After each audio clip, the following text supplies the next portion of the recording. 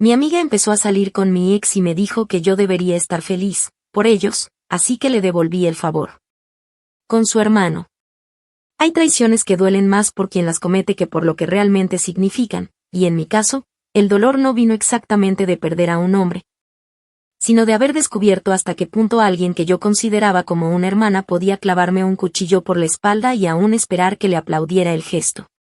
Durante más de 10 años, Valeria fue mi sombra, mi cómplice, mi confidente, y también mi mayor apoyo en momentos que no cualquiera hubiera resistido. La conocí cuando apenas tenía 13 años, y desde entonces nuestras vidas se fueron entrelazando de tal forma que era casi impensable que alguien pudiera separarnos. Juntas sobrevivimos a rupturas, cambios de ciudad, pérdidas familiares y todo tipo de transiciones dolorosas. Ella fue la primera persona que abracé el día que enterré a mi padre, y la última que me soltó la mano cuando me rompieron el corazón por primera vez. Y sin embargo, fue ella quien un día decidió que su deseo era más importante que todo ese pasado, más importante que mi dignidad, mi confianza o mi paz mental. Mi relación con Gabriel no había sido perfecta, pero sí había sido profundamente real. Durante 3 años compartimos absolutamente todo, metas, frustraciones, sueños, noches interminables de desvelo y planes que creíamos inquebrantables. Fue mi primera relación adulta, de esas que no están basadas solo en la euforia, sino también en la rutina, el compromiso y el esfuerzo constante por construir algo más allá de las mariposas en el estómago. No niego que hubo discusiones, altibajos y momentos en los que la monotonía comenzaba a sofocar lo que alguna vez fue un fuego intenso. Pero nunca imaginé que todo terminaría de la forma tan cobarde en la que él eligió hacerlo. Un martes por la tarde, sin previo aviso, sin una conversación previa que me diera pistas de lo que vendría, Gabriel me dijo que necesitaba encontrarse a sí mismo y que yo no debía esperarlo. Esa fue su manera elegante de decir que había alguien más. Lo intuí al instante, pero no imaginé que esa alguien sería precisamente la persona que durante años me había dicho que él no era suficiente para mí, que yo merecía a alguien mejor. Que ella jamás toleraría que alguien me hiciera daño. Valeria no tardó demasiado en mostrar su verdadera cara. Apenas 2 meses después de la ruptura, cuando yo aún me debatía entre el insomnio, la culpa y el duelo invisible que implica perder un amor que uno todavía no sabe cómo soltar. Apareció de la mano de Gabriel en una fiesta a la que ambos sabían que yo asistiría. El descaro con el que se exhibieron no tuvo comparación. No buscaron esconderse, no intentaron evitarme ni suavizar el golpe. Al contrario, se pasearon por el salón como si fueran la pareja del año, sonriendo, tomados de la mano, besándose a plena vista mientras todos los presentes intentaban fingir que no sabían lo que pasaba. Pero lo peor de esa noche no fue verlos juntos. Lo verdaderamente insoportable fue la conversación que Valeria decidió tener conmigo como si nada hubiera pasado, como si todo lo anterior pudiera ser borrado con una frase ensayada. Recuerdo que se acercó con esa sonrisa falsa que solía usar cuando quería manipular a alguien, y sin el menor atisbo de vergüenza me dijo que entendía que esto podía ser difícil de procesar para mí. Pero que esperaba de corazón que pudiera estar feliz por ellos, porque el amor no se planea, simplemente sucede, y sería egoísta de mi parte tratar de impedir algo tan bonito solo porque yo había estado allí antes. En ese momento, la escuchaba hablar con una mezcla de incredulidad, rabia y desolación, como si todo mi cuerpo se hubiese desconectado de mi mente y yo estuviera observando la escena desde afuera, incapaz de reaccionar. Lo único que pude hacer fue mirarla en silencio mientras trataba de sostener su mirada, que por más valiente que quiso parecer, no podía ocultar esa chispa de nerviosismo que delataba que, en el fondo, sabía perfectamente lo que estaba haciendo. Cuando terminó su discurso, esperó una respuesta como si de verdad pensara que yo iba a abrazarla y darle mi bendición. Pero no dije nada. Solo asentí, me giré y me marché. Porque en ese momento, entendí que lo que merecía no era una escena ni una lágrima, sino algo mucho más fino, más quirúrgico, más devastador. Durante semanas enteras repetí esa conversación en mi cabeza, analizándola palabra por palabra, tono por tono, cada gesto, cada silencio, cada respiro. Me costaba entender en qué momento Valeria había cruzado la línea, y sobre todo, por qué había sido siempre así y yo no lo había notado, había fingido todo ese tiempo solo para ganarse mi confianza. ¿O simplemente era una persona tan miserable que prefería justificar su traición con frases de libro de autoayuda en lugar de admitir que le faltaban principios? No lo supe en ese entonces, pero sí me prometí algo, que si ella pensaba que podía destruirme, quitarme a la persona que yo amaba, destrozar mis vínculos, reescribir mi historia y luego pedirme que aplaudiera. Estaba más perdida de lo que yo creía. No respondí con rabia inmediata. No hubo gritos, ni mensajes hirientes, ni publicaciones indirectas en redes sociales. Guardé silencio. Observé. Esperé. Y mientras todos creían que me estaba desmoronando en la sombra, yo tejía con paciencia un plan que no buscaba arrebatarle algo tan superficial como un novio. Porque ese ya lo había tenido y sabía perfectamente lo poco que valía, sino arrebatarle lo que más protegía, su estabilidad, su imagen, su control, y sobre todo, el amor y la admiración de la única persona que jamás la había juzgado. Su hermano. Ella pensó que había ganado. Pero yo no iba a quitarle solo a un hombre. Iba a vaciarla por dentro. Iba a construirle una caída tan meticulosa que incluso si sobrevivía, jamás volvería a ser la misma. Porque hay traiciones que se pagan con silencio, y hay otras que se pagan con todo. Y ella, sin saberlo, había firmado su sentencia. Actualización 1. 4 meses después de aquella noche miserable en la que tuve que tragarme la bilis mientras observaba cómo la persona que más amaba y la que más confiaba bailaban entre las ruinas de mi dignidad como si celebraran una victoria. Ya no quedaba ni un rastro de la mujer quebrada que solía mirarse al espejo con los ojos rojos y las mejillas hundidas por el insomnio. No fue fácil levantarme. Nadie vino a rescatarme. Ninguna amiga me ofreció un hombro sincero, y mi familia, aunque intentó consolarme, nunca comprendió del todo el tipo de puñalada que me habían clavado. Pero no necesitaba comprensión. Solo necesitaba tiempo. Tiempo para trazar una venganza que no se sintiera impulsiva ni desesperada, sino quirúrgicamente precisa, lenta y devastadora, como el veneno que se filtra por el sistema sin que la víctima note que ya está muriendo. Durante ese periodo de silencio, mientras todos pensaban que me había resignado, empecé a moverme. No de forma torpe ni evidente, sino con la delicadeza de alguien que ya no actúa por impulso, sino por estrategia. Sabía perfectamente dónde estaba su punto más vulnerable, y no era Gabriel, aunque ella hubiera querido creerlo. El verdadero talón de Aquiles de Valeria no era un hombre, sino alguien que siempre había jurado proteger, su hermano menor, Matías. Él era su orgullo, su debilidad y su refugio, ese niño prodigio convertido en estudiante de medicina que todos adoraban por su dulzura, su ingenuidad y su sentido ético casi incorruptible. Tenía apenas 22 años, 4 menos que nosotras, y a pesar de haber crecido en medio de una familia exigente y perfeccionista, conservaba una ternura que desarmaba incluso al más cínico. Durante años lo había visto como un hermano menor más, alguien simpático pero al margen de nuestras vidas caóticas de adultas. Sin embargo, después de la traición, lo observé con otros ojos. No como un objeto, sino como una herramienta. Y en esa herramienta encontré una puerta. Todo empezó con algo tan inocente como un mensaje privado en Instagram, en respuesta a una historia que había publicado sobre un libro de neuropsicología que ambos habíamos comentado una vez en una cena familiar. Fue una excusa torpe, lo reconozco, pero suficiente para abrir una conversación. Matías respondió con entusiasmo y, como siempre, con esa mezcla de amabilidad y humildad que lo hacía ver diferente a cualquier otro hombre que hubiera conocido. No me preguntó por Gabriel. No me mencionó a su hermana. Solo se enfocó en lo que le mostraba, mis ideas, mis lecturas, mis proyectos. Fue casi sorprendente darse cuenta de que, en medio de todo el caos, él seguía viéndome como una persona con valor propio, sin colgarme las etiquetas que el resto ya me había tatuado por culpa del escándalo. Durante las semanas siguientes, fuimos hablando con más frecuencia.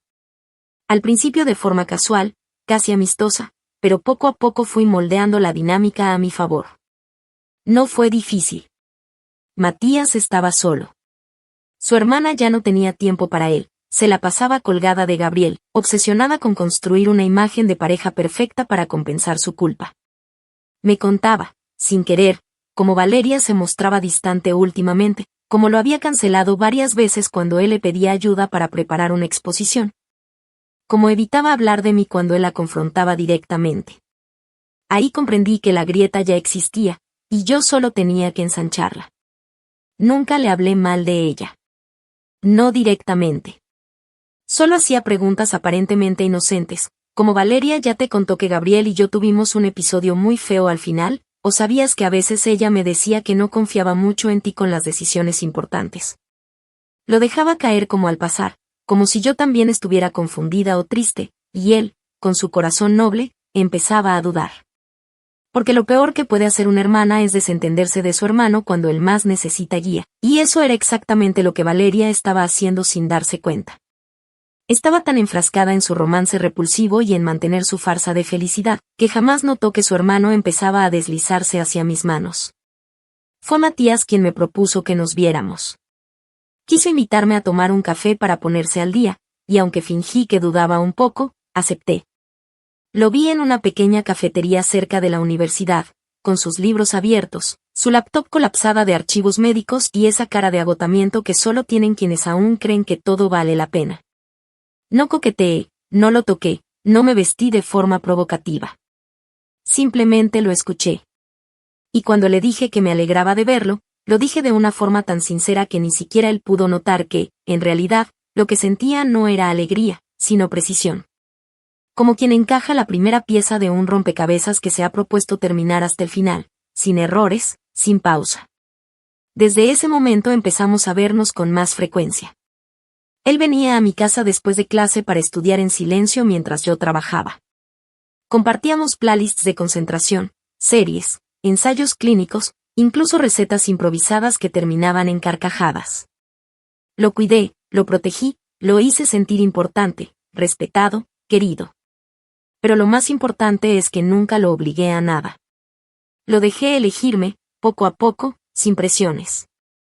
Y cuando finalmente me dijo que yo era la única persona con la que podía hablar de todo sin sentir vergüenza, supe que estaba ganada su confianza por completo.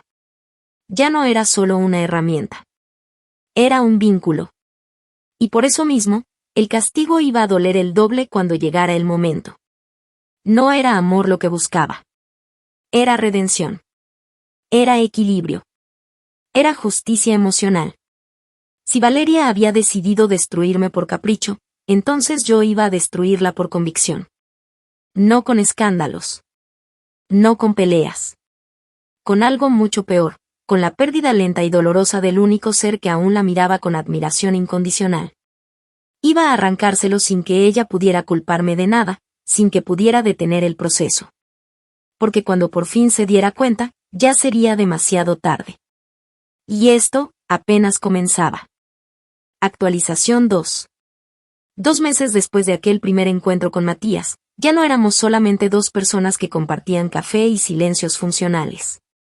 Éramos un dúo perfectamente ensamblado, un sistema de confianza que se fortalecía con cada palabra, cada mirada sostenida y cada conversación aparentemente casual que escondía algo mucho más profundo.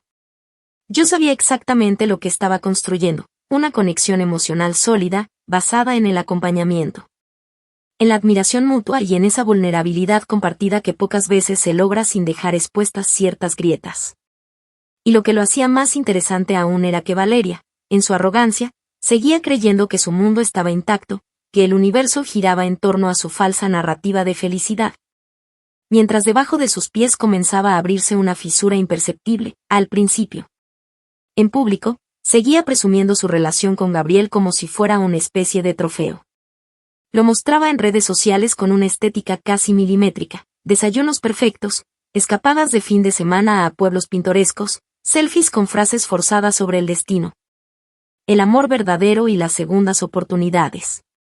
Todo tan artificial que bastaba mirar más de un par de publicaciones para notar que era un castillo de cartón sostenido por ilusiones editadas. Pero lo verdaderamente fascinante era observar cómo, por debajo de esa fachada, empezaba a formarse una grieta invisible entre ella y el único ser humano que nunca le había exigido nada a cambio de su afecto. Su hermano. La estrategia, a esas alturas, ya no era solo sostener mi vínculo con Matías.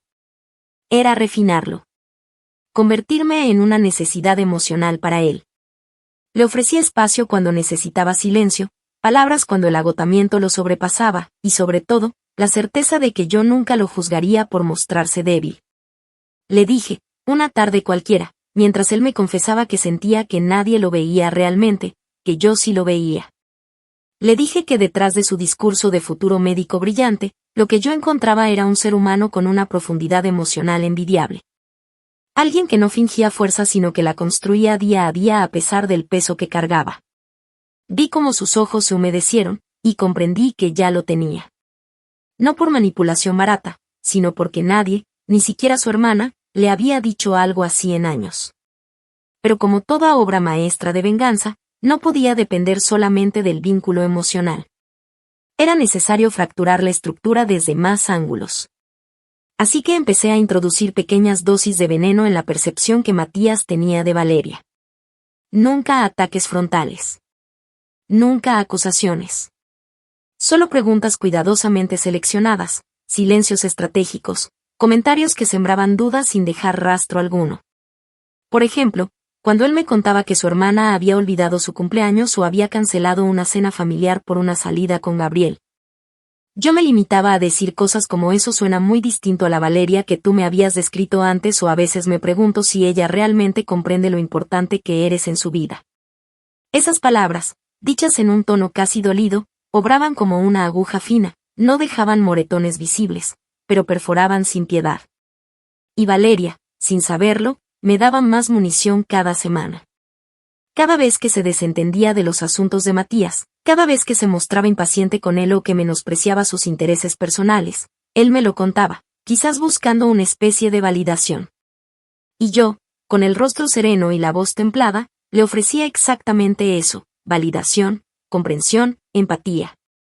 Le decía que a veces las personas más cercanas son las que menos nos ven porque se han acostumbrado a tenernos disponibles, y que eso no significa que no valga la pena esperar algo mejor. La frase se le quedó grabada. Me lo dijo una semana después, cuando me acompañó a un evento académico y, al despedirse, me agradeció con una mirada honesta que no había en mí ni un ápice de juicio. Me confesó que conmigo sentía que no tenía que fingir. Yo solo asentí y le respondí que no merecía tener que hacerlo nunca más. Mientras tanto, el entorno común comenzaba a captar el cambio. Algunos conocidos me preguntaban si era cierto que estaba pasando algo entre Matías y yo.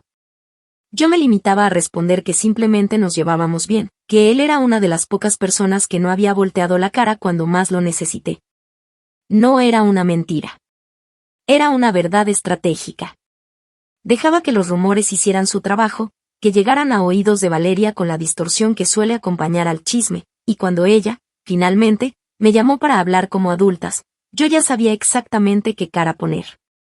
Fue una llamada breve, tensa, en la que Valeria, con ese tono falsamente conciliador que siempre utilizaba cuando se sentía amenazada, me dijo que había notado que Matías y yo estábamos viéndonos mucho, y que esperaba que no lo estuviera utilizando para llenar el vacío que me había dejado Gabriel. En ese momento supe que su mundo comenzaba a tambalearse.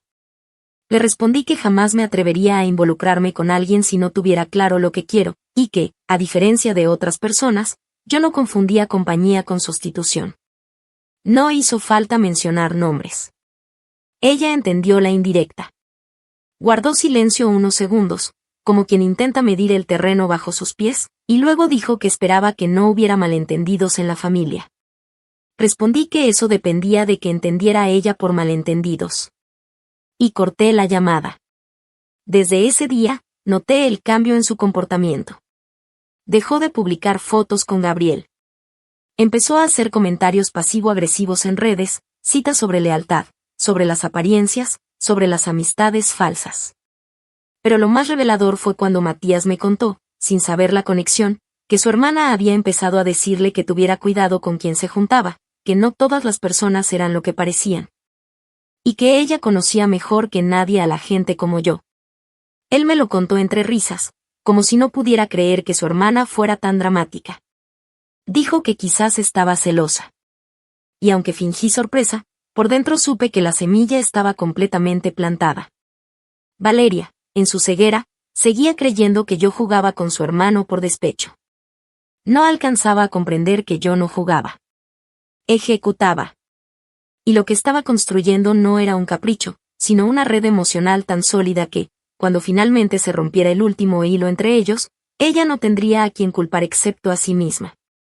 Porque a diferencia de ella, yo no necesito quitarle a alguien para sentirme más fuerte. Yo hago que ese alguien elija alejarse de ella por voluntad propia, por convicción, por dolor acumulado. Y cuando eso suceda, no habrá marcha atrás. Actualización 3. Un mes después de aquella llamada incómoda que terminó con el silencio tenso de Valeria al otro lado de la línea, supe que no quedaban muchas capas más por remover antes de que la estructura completa de su mundo colapsara. Hasta entonces había trabajado con precisión, sin exponerme ni apresurarme, tejiendo lentamente una telaraña emocional que no solo había comenzado a aislarla de su hermano, sino que también había provocado una serie de grietas en su imagen pública que ella aún no era capaz de ver. La veía agrietarse poco a poco, como un muro que empieza a ceder al peso del tiempo y de la presión. Y aún así seguía fingiendo fortaleza con esa altanería que solo poseen los hipócritas que temen mirar de frente lo que en realidad son.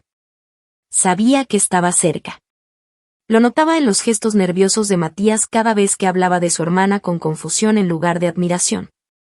Lo notaba en el tono resentido con el que Valeria me escribía de vez en cuando para lanzar indirectas disfrazadas de preocupación fraterna. Pero aún faltaba una última fractura, una grieta definitiva que no pudiera ocultar. Y esa oportunidad se presentó sola, como una ofrenda, en la forma de un cumpleaños. Valeria organizó su fiesta número 29 con semanas de anticipación. Como cada año, no escatimó en detalles.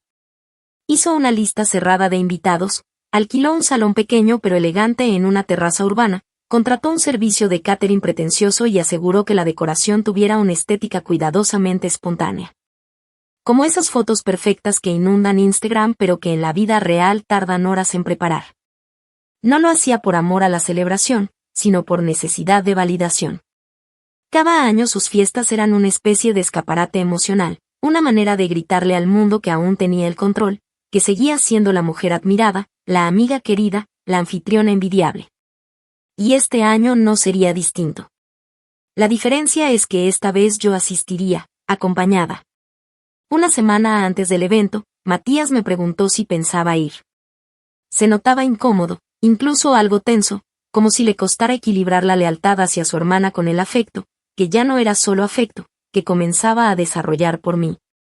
Le dije, sin rodeos, que había recibido la invitación y que no tenía intenciones de rechazarla, pero que entendía perfectamente si él prefería no exponerse a una situación potencialmente incómoda. Matías, con esa firmeza suave que lo caracterizaba, respondió que no tenía nada que esconder, y que, si a su hermana le parecía mal que él asistiera conmigo, eso ya no era su problema. Dijo que llevaba meses sintiéndose desplazado por ella, y que si alguien había priorizado sus intereses egoístas, no era precisamente yo. Escuchar eso, en su voz, con esa convicción que antes no se atrevía a manifestar, me confirmó que todo el trabajo emocional que había hecho estaba dando frutos. Ya no solo me defendía en privado. Estaba dispuesto a legitimar nuestra relación, fuera lo que fuera, frente al círculo más cercano de su hermana. El día de la fiesta, me vestí con la precisión de quien va a una guerra donde no se permiten errores. No se trataba de provocar ni de humillar, sino de transmitir poder, firmeza, y sobre todo, control absoluto. Elegí un vestido sobrio, elegante, de líneas limpias, y un peinado simple que no compitiera con mi expresión. No llevaba una sonrisa exagerada ni una actitud histriónica. Solo serenidad. Matías, por su parte, lucía impecable, aunque notoriamente más nervioso que yo. Me tomó del brazo con delicadeza, como si supiera que ese pequeño gesto, visto por los ojos correctos, iba a decirlo todo. Al llegar, el ambiente estaba saturado de expectativas. Las conversaciones se detenían apenas cruzábamos un salón. Algunos nos saludaban con naturalidad, otros con una incomodidad apenas disimulada. Pero lo importante era que yo no hice nada. No me exhibí, no provoqué, no me burlé. Simplemente me comporté como una invitada más, atenta, educada, perfectamente integrada. La verdadera escena, sin embargo, se desarrolló a los pocos minutos, cuando Valeria salió a recibirnos y, al vernos tomados del brazo, su rostro pasó de la sorpresa al desconcierto y finalmente al intento torpe de sonreír. Se acercó, nos abrazó sin entusiasmo, y dijo con voz algo tensa que no esperaba vernos juntos, que qué coincidencia. Matías respondió con toda la naturalidad del mundo que no era coincidencia, que habíamos ido juntos porque últimamente pasábamos mucho tiempo así. No hubo ironía en sus palabras, pero el mensaje era claro. Yo, por mi parte, solo dije que me alegraba de verla tan radiante y de haber sido invitada. Ella me miró durante unos segundos, como si intentara leerme la intención detrás de cada palabra, pero no encontró nada. Porque no había nada evidente. Solo una calma implacable que no se podía combatir sin perder la compostura. Durante la noche, evité buscarla. No me acerqué a ella ni traté de competir por la atención de nadie. Me dediqué a conversar con algunos colegas que hacía tiempo no veía, a compartir miradas cómplices con Matías, a moverme con la naturalidad de quien no tiene nada que esconder. Fue ella quien, finalmente, no pudo resistir. En medio del segundo brindis, se acercó a su hermano, fingiendo una urgencia trivial, y le pidió hablar a solas. Yo observé desde lejos, fingiendo no notar cómo gesticulaba con impaciencia, como su ceño fruncido delataba que su máscara comenzaba a caerse. Al regresar, Matías tenía el rostro serio. No dijo nada en ese momento, pero más tarde, cuando nos marchábamos, me confesó que su hermana le había preguntado qué estaba haciendo, si estaba seguro de que yo no lo estaba manipulando para herirla. Y que incluso se había atrevido a insinuar que quizás necesitaba ayuda porque sus decisiones recientes no eran racionales. Matías, lejos de alterarse, me contó que por primera vez en su vida había sentido lástima por ella. No rabia. Lástima. Me dijo que no entendía cómo alguien podía hablar tanto de amor y lealtad, y al mismo tiempo estar tan cegado por su propio ego que no era capaz de reconocer el daño que había causado. Dijo que en ningún momento me defendió con argumentos. Simplemente le respondió que confiaba en mí más que en nadie, y que si eso era un problema, entonces quizás el problema era ella. Al escuchar eso, no celebré ni sonreí. Solo sentí una certeza profunda, ya no había vuelta atrás. A partir de esa noche, Valeria dejó de fingir. Comenzó a hablar mal de mí abiertamente, a decir que yo lo había planeado todo, que me estaba vengando, que su hermano era una víctima de mis juegos. Pero lo que no entendía, lo que jamás podría comprender, era que ya nadie la escuchaba con respeto. Algunos la evitaban, otros la toleraban, pero nadie, ni siquiera sus aliados más fieles, se atrevían a justificar lo que había hecho. El discurso de víctima no le encajaba. Y mientras tanto, Gabriel, el gran amor por el cual había traicionado todo, comenzaba a alejarse lentamente, quizás harto del drama, quizás incapaz de soportar el peso de una mujer que se ahogaba en su propio reflejo. Y yo, simplemente, seguí de pie. Sin escándalos. Sin necesidad de explicaciones. Porque el verdadero golpe no fue asistir a su cumpleaños con su hermano. Fue mostrarle que su opinión ya no importaba, que su control se había desvanecido, y que el único lugar en el que todavía tenía poder era en la memoria distorsionada que había construido para no admitir que estaba perdiendo absolutamente todo. Actualización final. Desde afuera, Valeria parecía seguir sosteniendo lo que quedaba de su imagen pública, aunque las grietas eran cada vez más difíciles de maquillar. Continuaba publicando fotos junto a Gabriel, pero cada vez más esporádicas, cada vez más forzadas. Cada vez más parecidas a ese tipo de publicaciones que uno sube más para convencer a los demás que para reflejar una realidad. Yo observaba todo desde la distancia, sin intervenir directamente, porque a esa altura ya no era necesario empujar. La estructura se estaba desmoronando sola. Solo tuve que esperar. Porque toda venganza bien ejecutada llega a un punto en el que la víctima no necesita ser empujada, se derrumba con el peso de sus propias decisiones. Matías y yo seguíamos juntos. No como una pareja convencional, porque lo que nos unía iba más allá de lo romántico. Lo que habíamos construido era una alianza silenciosa, emocionalmente íntima, pero no siempre expresada en términos que los demás pudieran entender. Había ternura, había complicidad, había incluso un tipo de amor, pero sobre todo, había confianza absoluta. Él ya no solo confiaba en mí. Dependía de mí.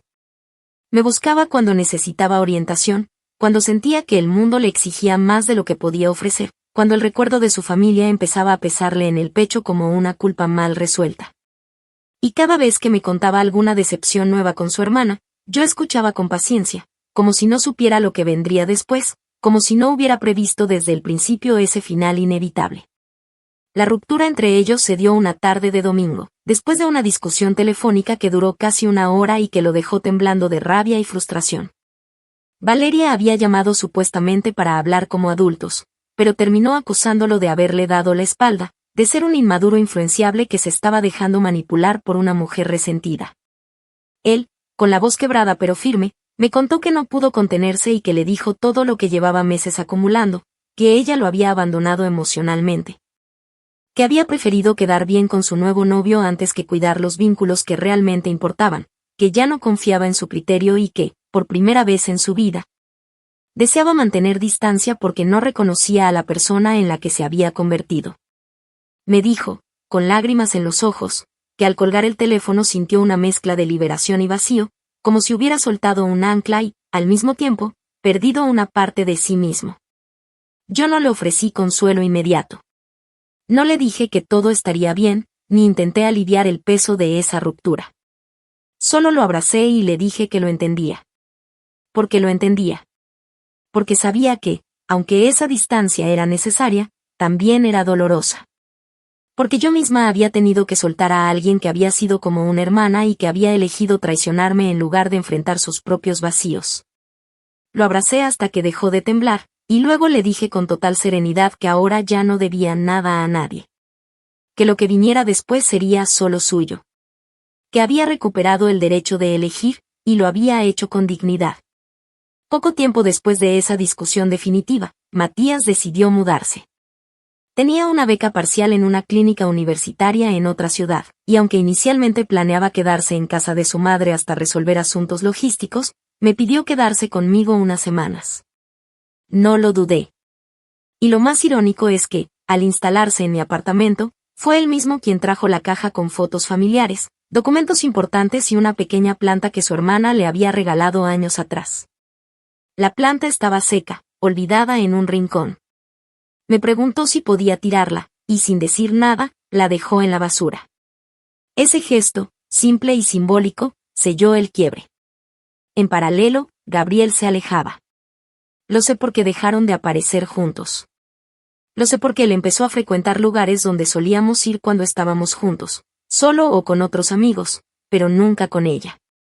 Me enteré por terceros que las discusiones entre ellos eran cada vez más frecuentes, que Valeria se había vuelto paranoica con sus amistades, que revisaba su celular a escondidas y que le reprochaba constantemente no defenderla cuando alguien hablaba mal de ella. Yo no tuve que decir una palabra.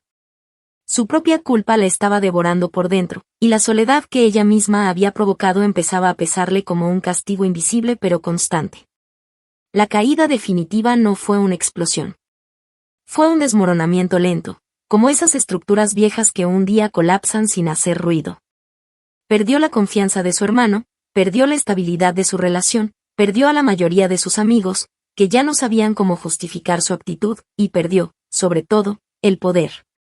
Ese poder silencioso que tenía sobre los demás, esa forma de moldear la percepción pública a su favor, se desvaneció por completo. Ya no era la mujer admirada. Ahora era simplemente la mujer que había cruzado demasiados límites y que había pagado por ello con cada pedazo de vínculo humano que alguna vez tuvo. Lo supe cuando una antigua conocida, que jamás se metía en conflictos ajenos, me escribió un mensaje inesperado. Me dijo que se había enterado de todo lo que había pasado y que, aunque al principio pensó que yo estaba exagerando, ahora entendía que había actuado con más dignidad que cualquiera.